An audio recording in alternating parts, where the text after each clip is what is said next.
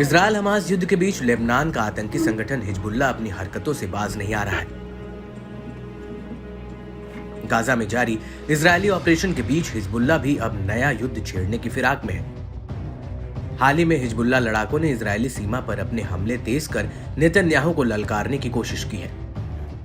Israeli defence experts ने अंदेशा जताया है कि हालात ऐसे ही रहे तो इजरायल का हमास के साथ साथ हिजबुल्लाह से भी सीधा युद्ध छिड़ जाएगा। हालांकि अभी इजरायल इस स्थिति में नहीं आना चाहता है। कई मौकों पर खुद इजरायली पीएम ने हिजबुल्लाह को हमले न करने की हिदायत दी है। साथ ही चेतावनी दी है कि अगर इजरायल ने ठान लिया तो हमास की तरह हिजबुल्लाह पर भी धावा बोल दिया जाएगा। इस सब के बीच शनिवार को इजरायली अल बगदादी सैन्य चौकी पर हिजबुल्लाह ने फिर आग भड़काने का काम किया, जहां एक और भारी कैलिबर बुरकान मिसाइल से सटीक हमला कर इजरायल खेमे में खलबली मचा दी।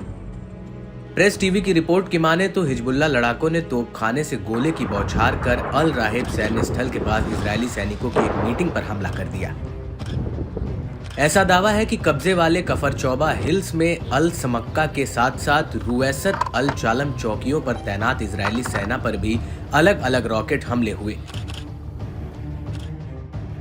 खबरों की माने तो जल अल आलम सैन्य स्थल के करीब इजरायली सैनिकों पर सीधे हमला करने के लिए सतह से सतह पर मार करने वाली फलाक 1 मिसाइल का भी इस्तेमाल किया गया। इस दौरान इजरायल को भारी नुकसान की खबरें भी सामने आई हैं। इस बीच इजरायली सैन्य बलों ने भी पलटवार कर दक्षिणी लेबनान दहला दिया।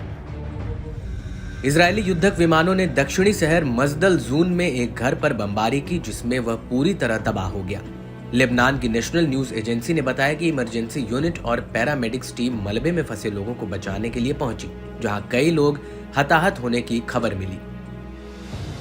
दोनों ओर से हो रहे हवाई हमलों के बीच बताया जाता है कि लेबनानी सीमा पर कम से कम 280 लोग मारे गए हैं, जिनमें से अधिकांश हिजबुल्लाह लड़ाके हैं, मगर 44 नागरिक भी हैं। वहीं इजरायल का कहना है कि इलाके में उसके कम से कम 10 सैनिक और 6 लोग मारे गए हैं। ऐसे में गाजा से हमास का सफाया करने उत्तरी इजरायली बलों के लिए हिजबुल्लाह लगातार चुनौती पेश कर मिडिल ईस्ट में युद्ध के आसार को बढ़ाने में तुला हुआ है।